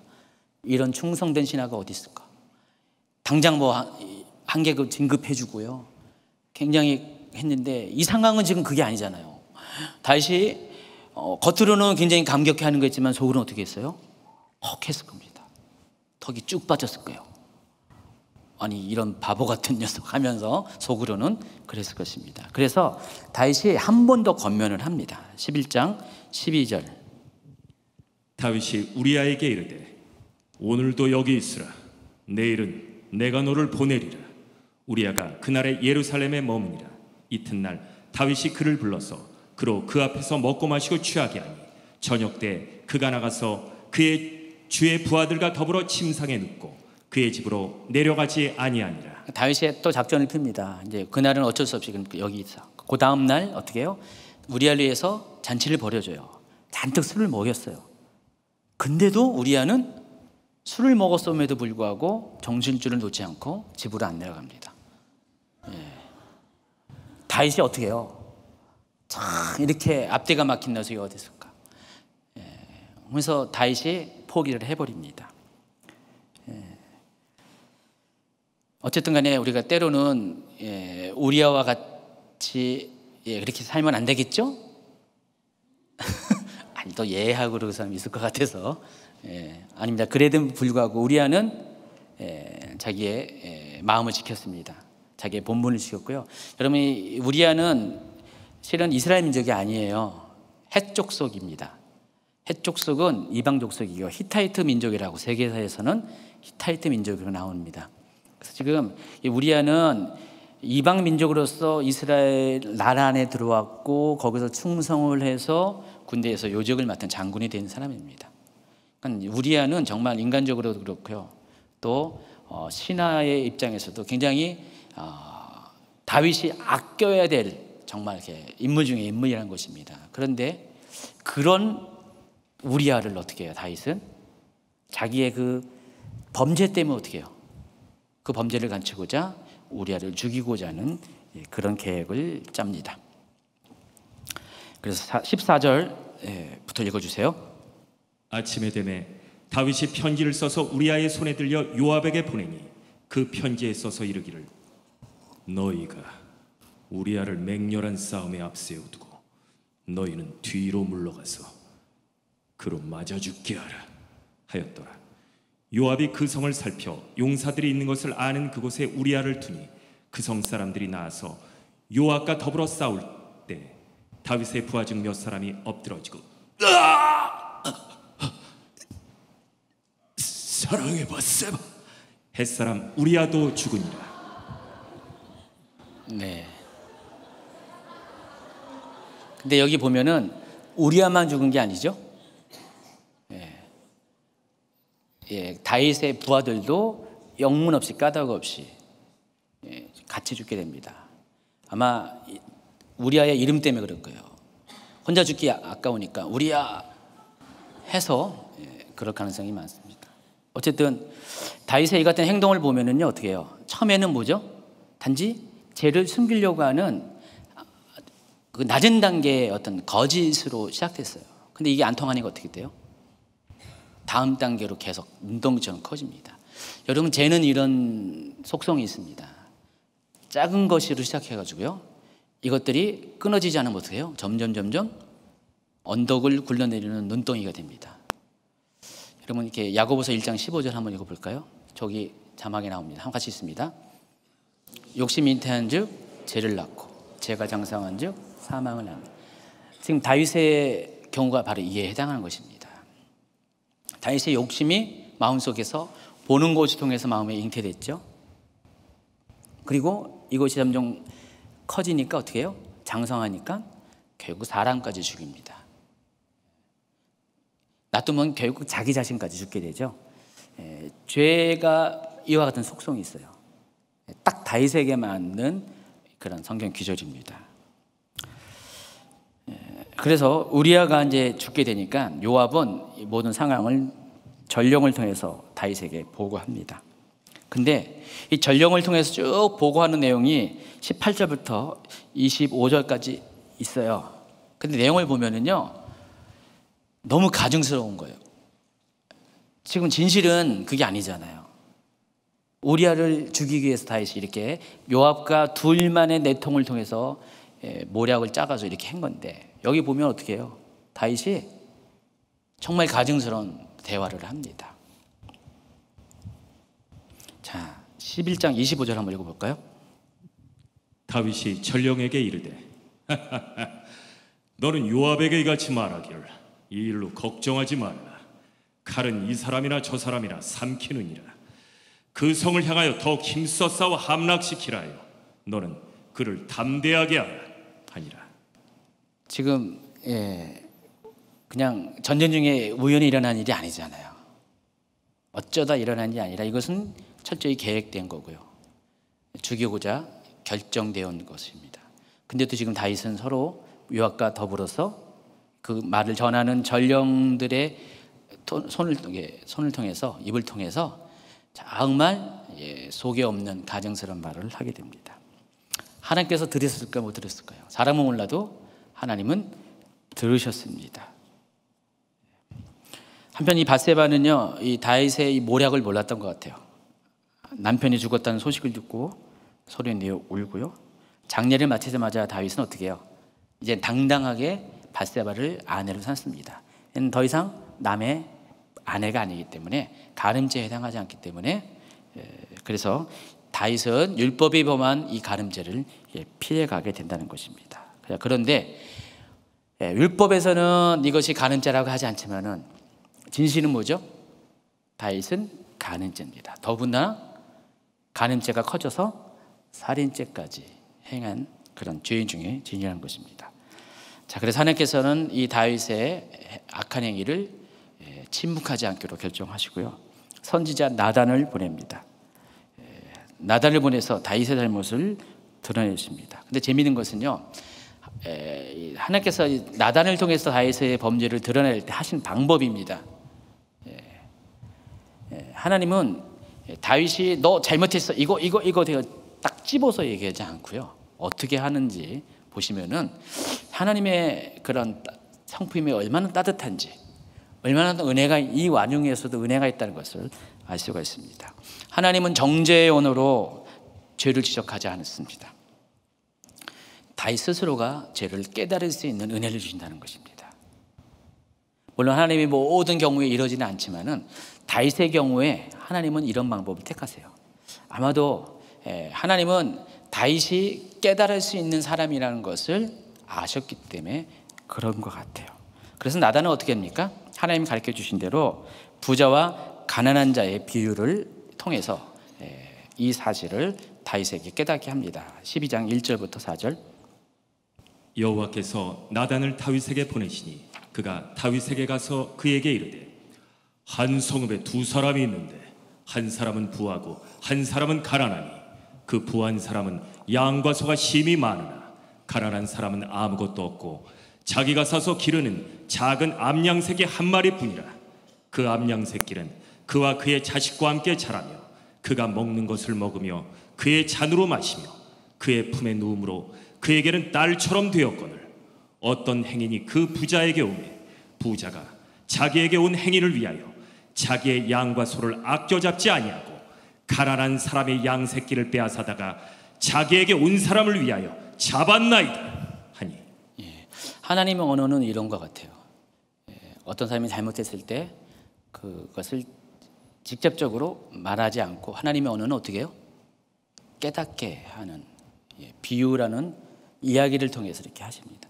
여러분 한번 생각해 보세요. 여러분도 하나님 닮은 그런 모습으로 형제제에 대해서 말합니까? 아니면은 그냥 진실만을 말하는 그 의로움 가득 찬 행동으로 이렇게 직구하는 타입이시니까. 여러분 자녀가 잘못했어요. 뭐 이렇게 잘못을 했을 때 여러분 어때요? 곧바로 뭐 그 잘못에 대해서 야, 너 하면서 왜 이랬어? 이렇게 말하는 타입입니까? 아니면은 이렇게 비유를 통해서라도 이렇게 이 아이가 깨달게 합니까? 그럴 때 이렇게 자녀 입장에서 어떻게 반응할까요? 직접 말하면 어떻게 돼요? 자기 잘못 알면서도 그렇게 말하는 부모가 너무 이렇게 야속하잖아요. 속상하잖아요. 근데 돌려서 쟤는 제대로 잘못한 걸 말해주는데 그 돌려서 이 아이가 깨닫게 하는 언어로 말하면 어떡할까요? 깨닫고 진정 뉘우칠 수가 있잖아요. 근데 하나님 방식이 이런 것 같아요. 근데 다윗이니까 통하지. 어떤 사람도 안 통한 사람 많이 있죠. 어쨌든 하나님이 다윗의 성품에 맞춰서 이런 비유를 통해서 다윗을 깨닫게 합니다. 자, 이 얘기를 듣자마자 다윗이 어떻게 돼요? 분노합니다. 왜냐하면 다윗 안에는 의로움에 대한 그것을 지키려고 하는 그 기본적인 성품이 있기 때문에 그래요. 하나님은 이걸 아셨고 다윗 속에 있는 특유의 그 의로움을 불러일으킵니다. 그래서 이것에 대해서 잘못을 다윗이 또 지적합니다. 자, 그때 나단 선지자가 어떻게 합니까? 12장 7절 한번 하세요. 나단이 다윗에게 이르되 당신이 그 사람이라. 네, 우리 옆에 분들한테 서로 성우가 돼서 당신이 그 사람입니다. 여러분 이렇게 한번 이렇게 지금 나단이 한 말에 대해서 다윗이 막 흥분해가지고 어떻게 그렇게 할 수 있어라고 딱 했는데 큰 소리 뻥 치고 있는데 나단이 갑자기 당신이 그 사람이다 할 때 어때요? 여러분 이목티콘에 있잖아요. 턱이 쭉 빠지고 축축축축 이렇게 검은 거 비가 내리고 막 다윗이 막 그런 제스처를 쳤을 겁니다. 계속 읽어주세요. 당신이 그 사람이라.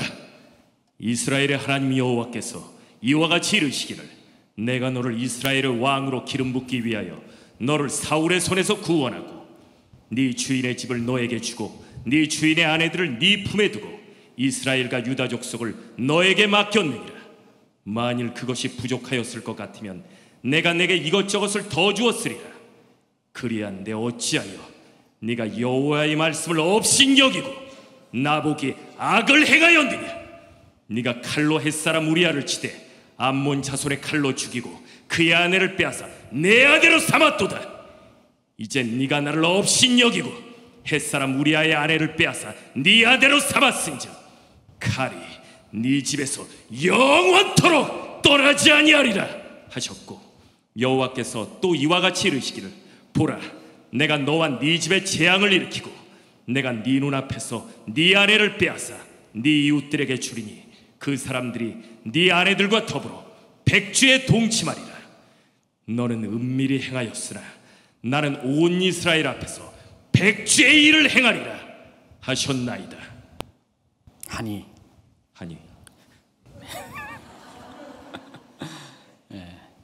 실은 이 이야기가 다음 강의에 이제 다룰 겁니다. 그래서 실제로 하나님께서 이 세 가지에 대해서 이야기했어요. 칼이 너희 집에서 영원히 끊어지 않을 것이다. 재앙을 내릴 것이다. 또 그 아내들이 다른 이웃에게 동침할 것이다. 그것도 보는 앞에서 백주에 이런 일이 있을 것이다. 자, 이것들이 13장부터 그대로 다 성취됩니다. 다음 주엔 그 얘기를 좀 할 겁니다. 자, 보시면은 다윗은 은밀하게 했죠. 근데 하나님께서는 어떻게 합니까? 말씀 그대로 백주에 이 일을 드러내시는 하나님이십니다. 하나님이 이렇게 모든 것들을 은밀히 행하지 않고 드러내시는 이유가 뭡니까?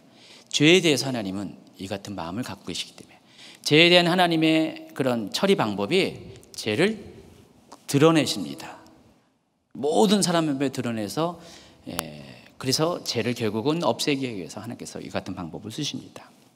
자, 그런데 이때 다윗의 반응이 참 중요한 겁니다. 다윗은 어떻게 됩니까? 자신을 인정합니다. 다윗이 가장 좋은 것 중에 하나가 이렇게 잘못을 했으면은 인정을 할 줄 아는 사람입니다. 여러분 어떻겠습니까? 어떻게 하든지 변명을 하잖아요. 변명을 하면은요, 그때부터는 일이 안 풀려요.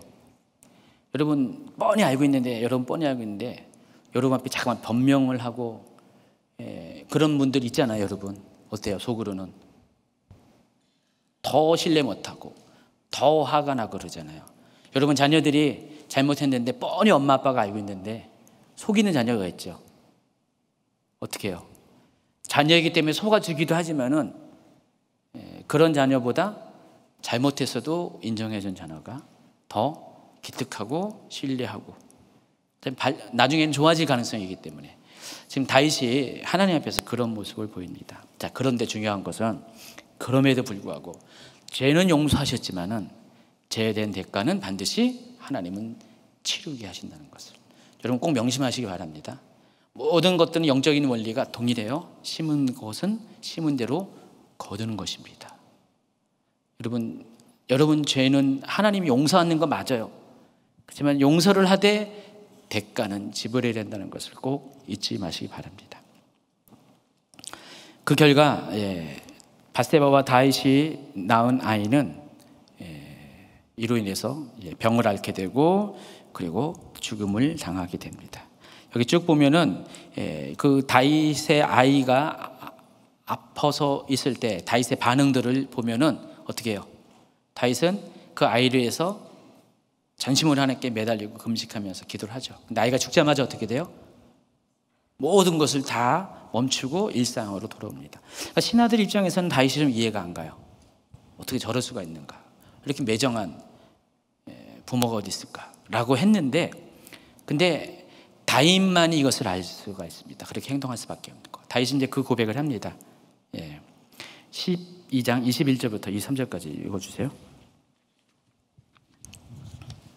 그의 신하들이 그에게 이르되 아이가 살았을 때에는 그를 위하여 금식하고 우시더니 죽은 후에는 일어나서 잡수시니 이 일이 어찌 됨이니까 하니 이르되 아이가 살았을 때에는 내가 금식하고 운 것은 혹시 여호와께서 나를 불쌍히 여기사 아이를 살려주실는지 누가 할까 생각함이거니와 지금은 죽었으니 내가 어찌 금식하랴. 내가 다시 돌아오게 할 수 있느냐. 나는 그에게로 가려니와 그는 내게로 돌아오지 아니하리라 하니라.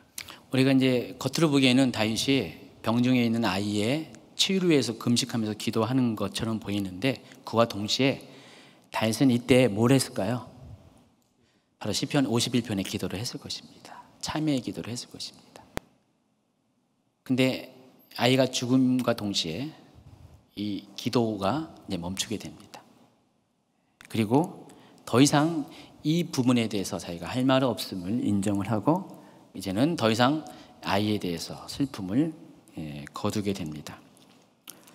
아까 말씀한 것처럼 이 죄에 대한 대가 반드시 치료해야 되고 죄의 대가는 하나님이 용서하는 별개라는 것을 꼭 아시기 바랍니다. 그러면서도 하나님은 죄인이 회개하면은요 여전히 그를 사랑하기 때문에 우리가 생각하지 못한 또 다른 은혜를 주시는 분이 하나님이십니다. 자, 그래서 항상 하나님은 이 공의와 사랑이 균형을 이루십니다. 항상 같이 가고요. 하나가 부족하지 않게 하십니다. 자, 아이가 죽습니다. 슬픔이 있었어요. 근데 하나님께서 곧바로 어떻게 해요? 아이가 죽자마자 밧세바와 다윗 사이에 다시 새로운 아이를 줍니다. 그 아이 이름이 뭐라고요? 솔로몬입니다. 솔로몬인데 솔로몬의 뜻은 평강의 사람의 뜻이에요. 평강의 사람인데 근데 하나님께서 25절에 보니까 선지자 나단을 보내서 솔로몬의 또 다른 이름을 줍니다. 솔로몬은 다윗이 지은 이름이에요. 근데 솔로몬에게 별칭과 같이 또 다른 이름을 주십니다. 그 이름이 여디디야라고 합니다. 그 이름의 뜻이 뭐예요? 여호와의 사랑하심을 입은 자라는 뜻입니다. 여러분 다윗의 뜻이 다윗 뜻도 사랑을 입은 자라는 뜻이에요. 근데 이 솔로몬은 어떻게 해요? 다윗보다 더 큰 사랑. 다윗은 그냥 일반적인 사랑을 입은 자였지만은 솔로몬은 여디디야는 뜻은 하나님의 사랑을 입은 자. 그러니까 다윗이 받은 사랑보다 더 확 확장되고 또 하나님과 관련돼서 구체적으로 하나님께서 솔로몬을 사랑하겠다. 지금 그 이름 가운데 그런 하나님의 마음을 드러내신 것입니다. 이처럼 하나님께서 죄인이 회개할 때 어떻게 해요? 하나님은 이전보다 더 큰 은혜를 주시는 하나님이다라는 것을 아시기 바랍니다. 이제 얼마 남지 않았습니다. 254페이지. 제가 요즘은 약속을 잘 지켜요. 그래서 그 30분에 이제 잘 끝냅니다. 그래서 약속을 지키기 위해서 일찍 안 끝내고요. 딱 30분에 맞춰서 끝냅니다. 지금 이 장면도 다윗이 범죄한 장면도 어떻게 해요? 어떻게 보면은 10장에 있는 전쟁 장면에 또 삽입장이잖아요. 이해하시겠죠?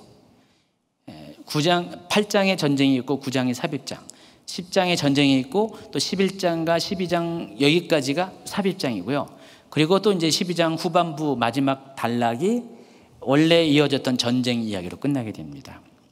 아까 지금 이 일이 언제 일어났어요? 전쟁 중에 있었어요. 암몬과의 전쟁. 여러분에게 한 번 더 생각할 필요가 있어요. 우리 믿는 자의 삶은 뭐예요? 전쟁이잖아요. 영적 전투 가운데 있잖아요. 영적 전투 가운데 우리가 이런 일을 경험할 수 있다는 것을 아시기 바랍니다. 여러분, 영적인 전쟁 가운데 다윗처럼 행동하면은 이와 같은 실패와 실수가 있다는 것을 아시기 바랍니다. 사단은요, 우리의 빈틈을 노려요. 그래서 다윗에게서는 가장 빈틈이 뭐였어요? 바로 인간적인 욕정이었고요.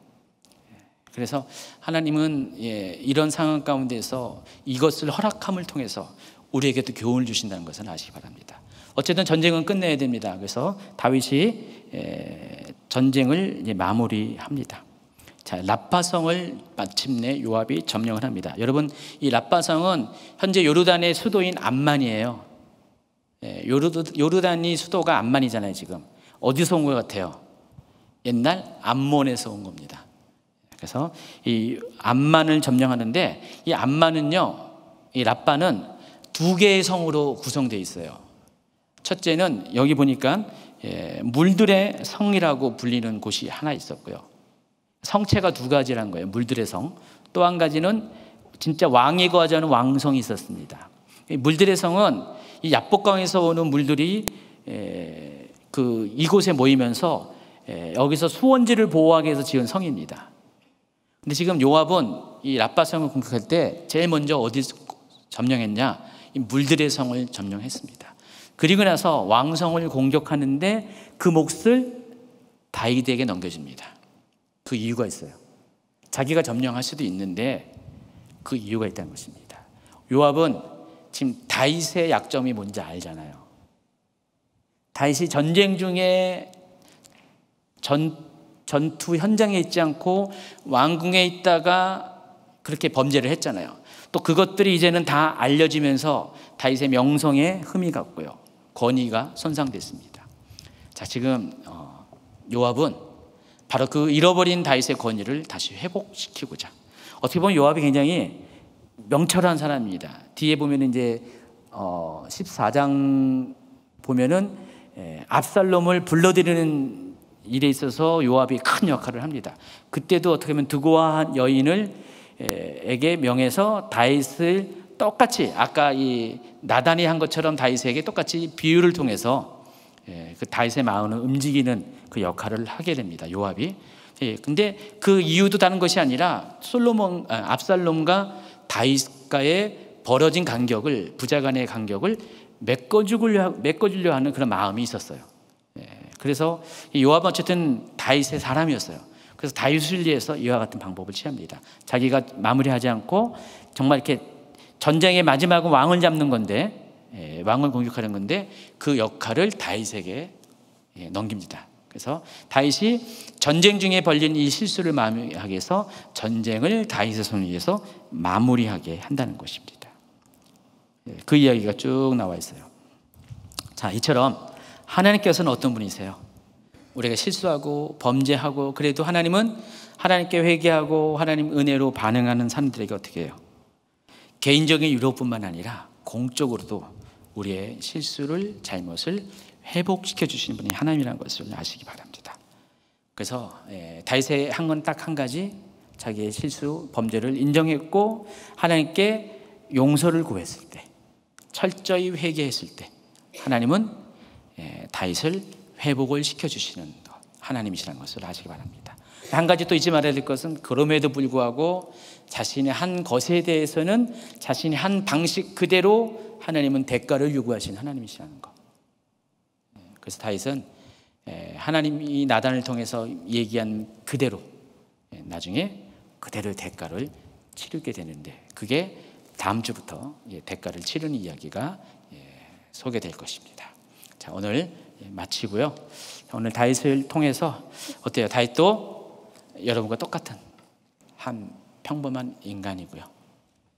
실은 다윗이 왕으로서 여러분의 하나님 나라의 왕권을 상징하는 인물이지만은 그 대단한 왕권을 가진 사람들에게 실수할 수 있다는 것을 아시고 여러분 또한 동일한 길을 걸을 수 있다는 것을 또 생각하시면서 어떻게 해요? 과거의 다윗의 실수가 여러분의 반면교사가 돼서 거울이 되어서 여러분이 영적인 전쟁터에서는 어떻게 해요? 절대로 오침하지 말 것, 절대로 옥상에서 거내지 말 것, 한가로이 거내지 말 것, 여인이 보인다 할지라도 저거 뭐야 하지 말고 눈을 가리울 것, 죄의 어떤 뿌리에 대해서 눈을 가릴 것. 그래서 유혹에 스스로를 보호할 수 있는 여러분이 되시기를 예수님 축원합니다.